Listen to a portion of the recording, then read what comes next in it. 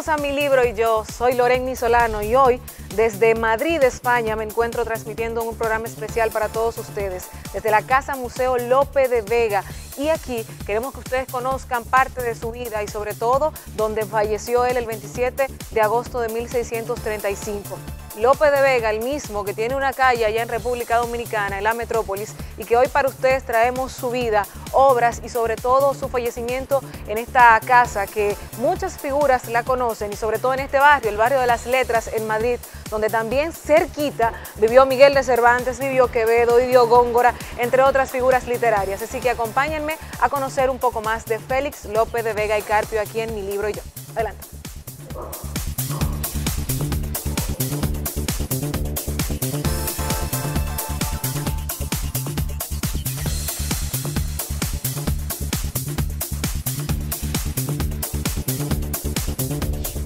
Iniciamos esta parte de la presentación de Mi Libro y Yo aquí desde la casa de Lope de Vega en Madrid, en el barrio Las Letras, y ahora estamos justamente en una capilla. Esta era la capilla que utilizaba él, como era religioso, se consagró como sacerdote, y que de esta misma tiene vista a su habitación. Frente a nosotros está una ventanilla que da vista a la habitación del propio Lope de Vega, que como mencionábamos, si no podía estar presente en las misas o en sus oraciones, las podía ver a través de la rejilla de sus ventanas.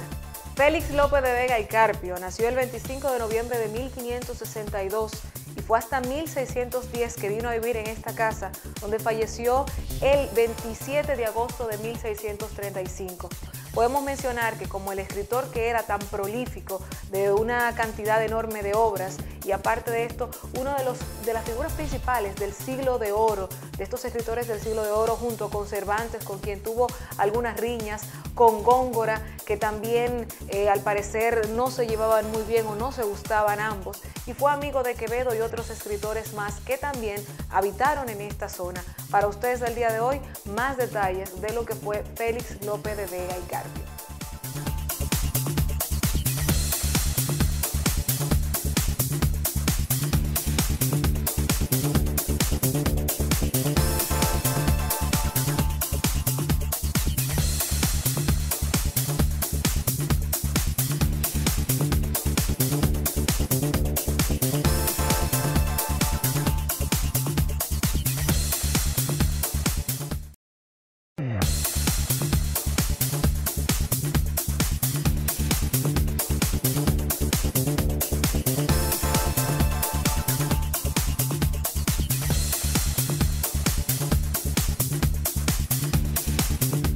Gracias por continuar con nosotros aquí en Mi Libro y Yo, recorriendo la casa de Félix Lope de Vega y Carpio aquí en Madrid, en el barrio Las Letras. Y hoy para ustedes, de todas las obras de este escritor tan prolífico, vamos a elegir una. La que hemos elegido en República Dominicana es muy conocida, es Fuente Ovejuna, una obra social reivindicativa, donde el pueblo hace acto de su fuerza, sobre todo cuando hay una situación en la que ellos no están de acuerdo. Sin embargo, esta obra, que fue publicada en el volumen de Docena parte de las comedias de Félix Lope de Vega y Carpio, fue publicado en 1618. Presenta la rebelión del pueblo unido ante la tiranía y la injusticia expuestas crudamente a finales del siglo XV, principios del siglo XVI. Se cree que la obra fue escrita entre 1612 y 1614 y se puede considerar de una gran valentía y de carácter pedagógico. Estos hechos se desarrollan en el pueblo cordobés de Fuente Ovejuna en época del reinado de los Reyes Católicos de 1474 a 1535. El tema principal es el levantamiento del pueblo contra el abuso del poder del comendador. Se plantea un conflicto social entre el señor feudal y sus vasallos. Ya en el primer acto queda esbozado el tema al querer el comendador abusar de Laurenciana y queda reflejado el derecho de pernada. El pueblo no se propone cambiar el sistema social, busca simplemente justicia y para ello toma su mano y luego le pide a los reyes que avalen su acción. La unidad de todo el pueblo es la base del triunfo. No hay ningún vecino que aún bajo tortura señale al autor directo de las muertes. Es el pueblo el que revela y ejerce la justicia, como se puede ver a las preguntas del juez que se responde. La respuesta a la pregunta del juez se mantiene. El juez pregunta, ¿quién mató al comendador? Y dice el pueblo a una sola voz, Fuente Ovejuna, señor juez. ¿Y quién es Fuente Ovejuna?, pregunta el juez. Todos, así, todo el pueblo es Fuente Ovejuna. Al pasar esta situación y al llegar los Reyes Católicos, no hacen más que avalar lo que está pasando con el pueblo, pues no había un solo culpable, era todo el pueblo, y en caso de que hubiera que meter a alguien preso o ser ajusticiado, iba a ser a todo el pueblo de Fuente Ovejuna. Esta es parte de la trama y con esto concluye la historia, que como les decíamos, les invitamos a que puedan leer y conocer un poquito más de la letra de Félix López de Vega y Carpio, que hoy conocemos aquí parte de su estudio, que está también bastante amplio y sobre todo viendo los elementos que adornaban esa época, lo que era el siglo de oro de un hombre que hoy le dedicamos este espacio tan especial en Mi Libro y Yo.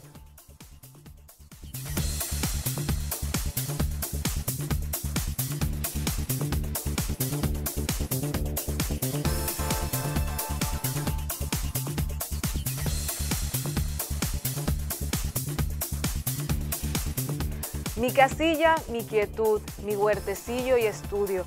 Así definía Lope de Vega su casa y parte de este huerto que vemos por aquí, sobre todo por el naranjo que tenemos detrás, este árbol de naranjo que trajo desde Valencia, en recuerdo de los 2 años de destierro que tuvo, a raíz de una situación que tuvo con Elena Osorio, quien fuera su gran amor, la filis de sus obras, y a la que después de que en 1587 su padre hizo un acuerdo para que ella contrajera algún compromiso con un noble de la época, él la difamó con unos versos y en estos versos realmente la familia se incomodó y arremetió contra él a la corte, que lo desterró durante 2 años. Esto es parte de lo que vivió Félix López de Vega y Carpio y que sobre todo conocemos hoy a través de su casa aquí en Madrid, desde el barrio Las Letras.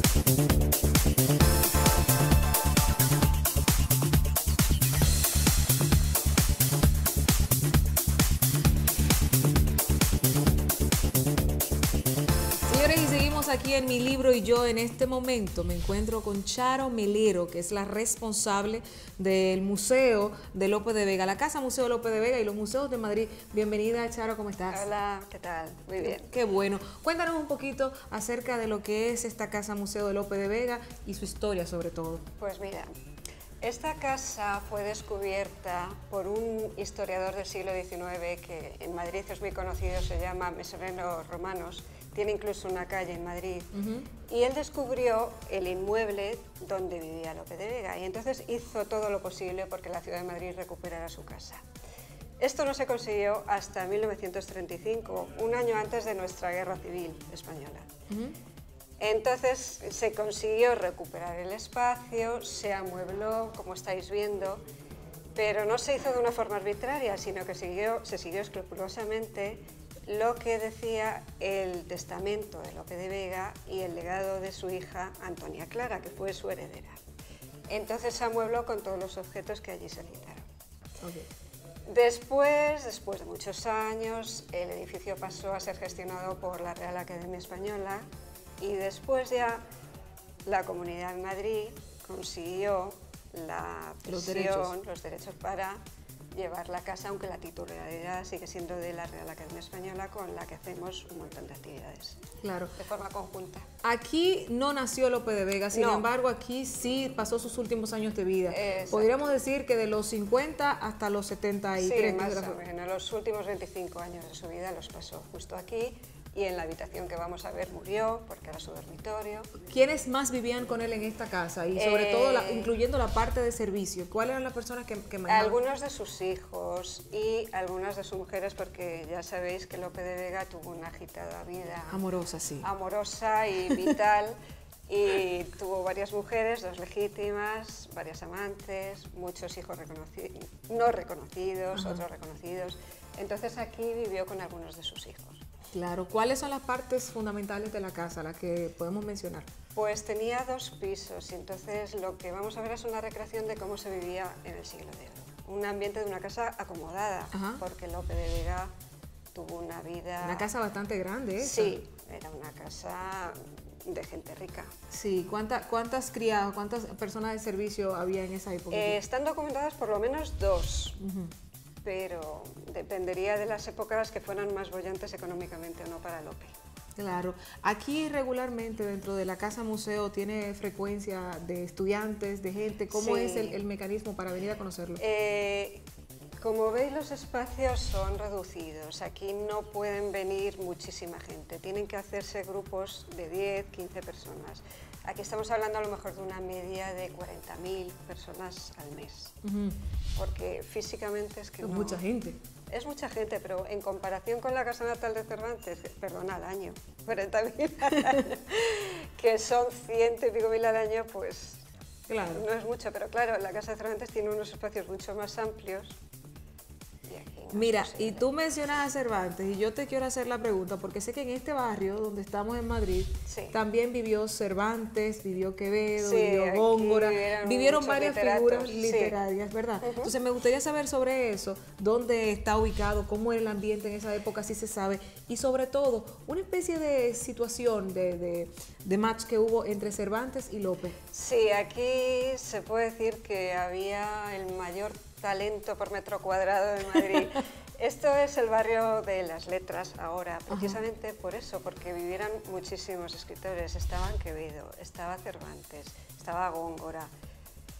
Lo que has dicho de la rivalidad entre Cervantes y Lope quizás sí que fuera cierta. Cervantes llamaba a Lope, Cervantes era mayor que Lope. Monstruo de la naturaleza. ¿De dónde viene que le llamara monstruo de la naturaleza a Lope? Era un poco de envidia por su facilidad creativa y a la vez admiración. Él nunca fue capaz de hacer tantísimas obras y sobre todo nunca fue capaz de que su teatro fuera reconocido por la gente de Madrid ni por la gente de su época. Él hizo una obra inmortal, El Quijote, revolucionó la novela. Es creador de la novela moderna, es la mejor obra escrita en literatura española, pero no tuvo el éxito que tuvo Lope en su día. O sea que podemos decir que aunque Cervantes en la época donde escribió El Quijote, que fue en 1605 la publicación y luego la segunda parte, que fue en 1615, en esa época Cervantes todavía no era popular, esto fue hasta últimos años. Y López sí en su época fue famoso, adinerado, porque vemos la casa como la tenía y la cantidad de personas que mantenía y todos los Pese a todo necesitaba más dinero y siempre tenía acuciantes deseos de tener dinero porque tenía que mantener a su numerosa familia. ¿Se presentaban obras de Lope aquí en Madrid? Se presentaban en Madrid y eran muy, muy apreciadas. Aquí esto era un barrio no solo de literatos, también de actores. Era lo que llamaban el barrio de las huertas porque estaba lleno de huertecillos como el huerto de Lope, que vamos a ver. Y el teatro era muy amado en Madrid. Iba todo a Madrid, a las obras de Lope, de Calderón. ¿Se hacía dinero en esa época con el teatro? Se hacía relativamente porque antes no existían los derechos de autor que tenemos ahora, no había propiedad intelectual, pero sí tuvo una vida desahogada. En cambio Cervantes murió pobre, solo y abandonado. Qué cosa, ¿eh? Caramba, el grande. Sí, es muy triste. Que a Lope también se le conoce como el Fénix de los ingenios. ¿De dónde sale este nombre hacia él? Pues precisamente de eso, de su gran capacidad creativa. Hay autores que dicen que, críticos que dicen que ha escrito 2.000, 3.000 obras. Creo que decir 1.000 y pico ya es una cifra adecuada y ya es muy alta. Sí. Con 400 comedias, eso. De hecho, hay una frase aquí que la había leído anteriormente, que cuando una obra es muy buena, se dice es de Lope. De hecho, en la época todavía de Lope existe. se decía, pero no solo una obra, cualquier cosa buena. Era un dicho, un buen vino. Es de Lope, o este vino, un buen vino, es de Lope. Era una forma de decir es algo excelente. Excelente, con fama, bueno. Qué bien. Y aparte de esto, vemos una imagen de Lope de Vega que ha sido retratada. Y me gustaría saber, ¿esa era la imagen real de Lope de Vega? Sí, era la imagen real. Félix López de Vega y Carpio tenía esa postura. Sí, sí. El hombre galán que se ve dentro de estos 50 y tantos años. Sí, el hombre galán, pero no olvidemos que también era un sacerdote. Esa parte de la parte religiosa, ¿de dónde sale él después de estar en la milicia, después de todas las aventuras, entrar al sacerdocio? Influyeron dos cosas. Una fue la muerte prematura de su hijo, Carlos Félix, y de su mujer, que le afectaron profundamente, y otra su deseo religioso y sus fuertes convicciones religiosas, que le tenían siempre en profunda contradicción con su donjuanismo. Claro, que vemos que por un lado era el Don Juan y el otro lado era el religioso. Sí, que sí, de eso hecho, pues le daba mucha contradicción. En su habitación. Y tuvo muchos problemas por ello. Sí, en su habitación vemos que Lope tiene una ventana, Sí. o tenía una ventana que da vista a la capilla de la casa. Al oratorio, sí, él era sacerdote, oficiaba misa en esta casa, y cuando no la oficiaba él porque estuviera enfermo o por lo que fuera, si venía otra persona, él lo veía desde la ventana de su habitación. Oye, o sea, que no se perdía como quiera la vida. No, sí, de verdad que era profundamente religioso. Pero pues yo quiero, Charo, que tú invites a la gente que venga de República Dominicana, aquí a Madrid, a que conozca este museo de Lope de Vega, que le des la dirección y que sepan todas las facilidades y los horarios, por favor. Pues pueden venir cuando quieran, aquí estaremos encantados de recibirlos, pues en el barrio de las Letras, y no solo van a ver esta casa, sino que van a ver cómo se vivía en el siglo de oro en Madrid. El horario es de 10 a 3 de la tarde y los lunes está cerrado. Ah, sí. Estamos intentando abrirlo por la tarde porque hay muchísima demanda. Bueno, pues ya me imagino. Lo conseguiremos. Lo conseguirán, y sobre todo si estás Sí. ahí, Charo, con un encanto y con esa amabilidad. De verdad, muchísimas gracias por este tiempo con nosotros y por permitirnos conocer más de Félix López de Vega y Carpio, uno de los escritores, como tú dices, tan prolíficos de ese siglo de oro tan Muchísimas especial. gracias a ti, porque me encanta que la figura de López sea difundida en Hispanoamérica, porque todo el mundo conoce a Cervantes, pero quizás a López no. Y de tanto. hecho, te lo digo aquí ante las cámaras, en República Dominicana, en Santo Domingo, una de las avenidas de la metrópolis se llama Lope de Vega, Avenida Lope de Vega, una de las calles más transitadas, con muchísimo flujo de comercio ahí y sobre todo muy centralizada en la metrópolis de la ciudad. Así que ya usted fenomenal. sabe, cuando usted vaya por allá por República Dominicana tiene que ir A la calle Lope de Vega. Avenida Lope de Vega. Gracias, Charo, Gracias de verdad. a ti. A ustedes no se despeguen, que seguimos conociendo más de Lope de Vega, Félix López de Vega, aquí en Mi Libro y Yo. No sé yo que haya en el mundo palabras tan eficaces ni oradores tan elocuentes como las lágrimas. Félix López de Vega y Carpio.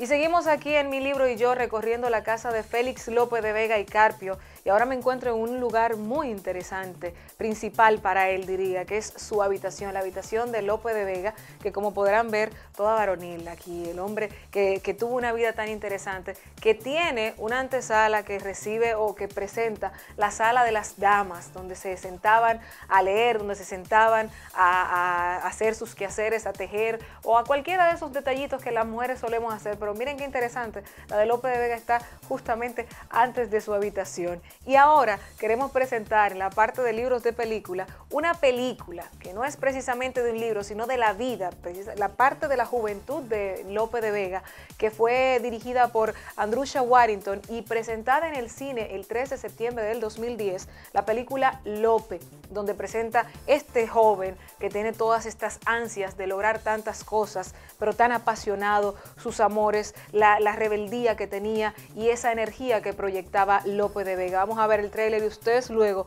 buscarán esa película para que la puedan ver completa y pongan sus propias conclusiones de la vida de este grande de la literatura universal del siglo de oro. Adelante.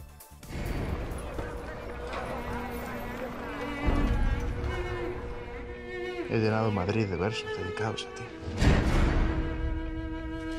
No hay una sola persona en esta villa y corte que no se crea con talento para escribir comedias. Isabel de Urbina. ¿Lope de Vega? Lope, te lo advierto. Si su padre se entera, vas a tener graves problemas. ¿Se ha enamorado de ti? No exageres. Todo esto es un juego. Lo sé todo. Ahora sé a quién debo amar.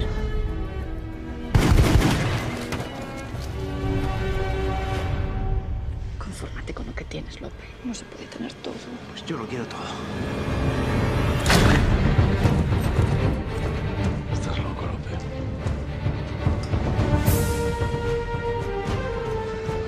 Yo te quería, Lope. Siendo esclavo de tu padre y amante tuyo escondidas. No he podido ser libre como tú, ¿no entiendes eso? ¡Sacadlo de aquí, fuera! ¡Prenden a ese hombre! ¡Fuera!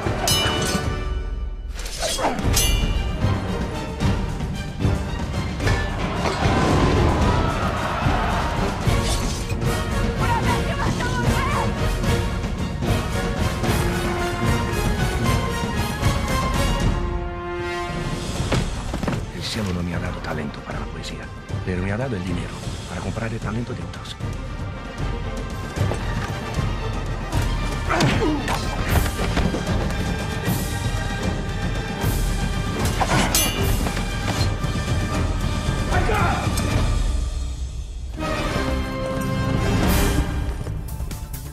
Interesante de verdad lo que era la proyección de esta película y lo que fue, según este director, la vida dentro de su juventud de Félix López de Vega y Carpio. Ahora queremos presentarles a ustedes, de parte de un dominicano, lo que es un historiador, un hombre que investiga, un hombre que busca y que sobre todo también escribe. Queremos presentar la biografía de Frank Moya Pons, uno de los más reconocidos historiadores dominicanos y sobre todo la calidad que tiene a la hora de presentar una de sus obras. Vamos a conocer un poquito más de él.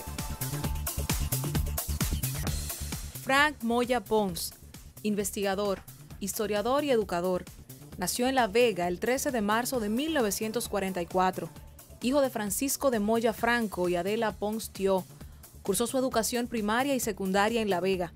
Luego, estudió en la Universidad Autónoma de Santo Domingo, en la que obtuvo el título de licenciado en Filosofía en 1966. Más adelante, realizó estudios de posgrado en las universidades de Georgetown, en la Woodrow Wilson International Center of Scholars, ambas en Washington, y en la Universidad de Columbia de New York, en la que obtuvo el grado de doctor en Historia. Ha sido profesor de Historia de Santo Domingo en la Pontificia Universidad Católica Madre y Maestra en Santiago de los Caballeros, de Historia Latinoamericana en la Universidad de Columbia y de Historia del Caribe en la Universidad de la Florida en Gainesville.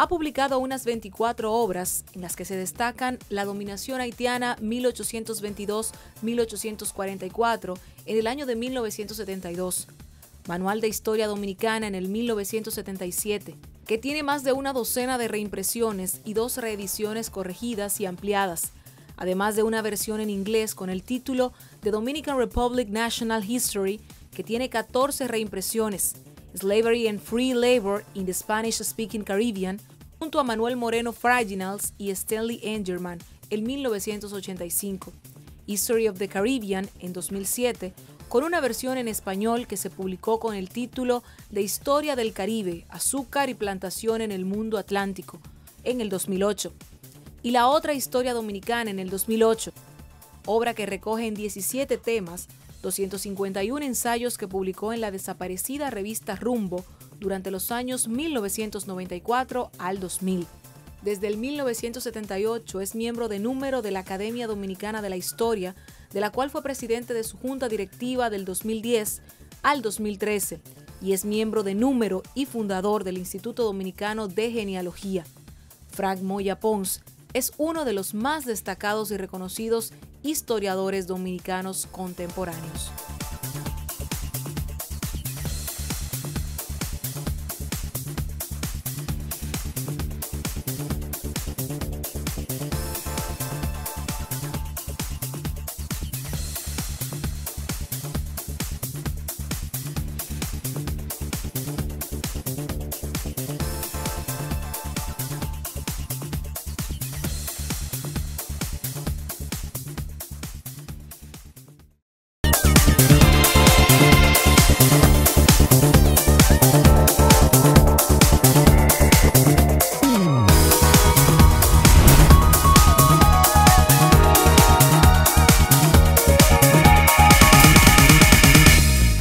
Seguimos aquí en Mi Libro y Yo desde Madrid, España, conociendo la casa de Lope de Vega, y nos gustaría saber desde aquí qué están leyendo ustedes allá en República Dominicana, cuáles son los libros que le quitan el sueño, qué horas les gusta a ustedes leer. Vamos a ver qué nos cuentan las figuras que esta semana nos han dado su toquecito. Generalmente suelo leer varios libros simultáneamente en función de necesidades específicas o de ley. Actualmente estoy leyendo El precio de la desigualdad, que es el último de los libros de Joseph Stiglitz, un premio Nobel de Economía, y que es muy importante para los que estamos en el mundo político, sobre todo a partir de que se plantea la necesidad de una modificación del modelo económico. Con este libro cierro un capítulo que comenzó con la Revolución de la Riqueza y que más adelante ampliaré con un nuevo libro recomendado, y es ¿Por qué fracasan los países? Al mismo tiempo también estoy leyendo sobre el tema educativo, que es otro de los temas fuertes, estrategia de formación en el siglo XXI, a propósito del debate que se sigue actualmente sobre la necesidad de producir cambios notables en la educación dominicana. Bajo el estado actual, marcado por la degradación de valores y por las incertidumbres de un mundo que nos presenta desafíos, yo recomendaría a la gente, y especialmente a los jóvenes, leer autores que puedan influenciar sobre su personalidad, que puedan marcar carácter y temperamentos. Por ejemplo, Deepak Chopra, que tiene escritos sobre el poder de la mente sobre el cuerpo, o David Goleman sobre la inteligencia emocional, o Cerrando Círculos de Paulo Coelho. Son lecturas que me parecen importantísimas, sobre todo a aquellos jóvenes, adolescentes que están en proceso de formación, y por qué no también a los maduros como nosotros, porque es importante leer siempre. Es importante leer siempre porque eso nos rejuvenece y nos pone en la posibilidad de enfrentar y resolver no solamente los conflictos personales, sino también enfrentar los problemas de la sociedad. Los libros son fuentes de sabiduría, y hoy en que estamos en la sociedad de información y en que el propio conocimiento se va renovando permanentemente, entonces es conveniente que los ciudadanos y ciudadanas en una sociedad lean, puedan tener acceso a otras fuentes de conocimiento. De no ser así, tendríamos una sociedad simple, incapaz de poder transformarse, incapaz de poder crecer, incapaz de poder aprovechar las oportunidades que nos presenta un mundo tan heterogéneo, tan diverso y tan extraño como el que vivimos. Uno de mis libros preferidos y mis autores preferidos es Homero. Fundamentalmente la Ilíada. Es más, la Ilíada, más que una referencia retórica o literaria, ejerce en mí un estado anímico muy especial, de vigor, de todo lo que es la épica. En ese sentido, entonces, Homero, la Ilíada. Esquilo, otro trágico griego, sobre todo una tragedia que se llama Prometeo encadenado, que me fascina y que me ha marcado también, y es uno de mis libros de cabecera, ¿verdad?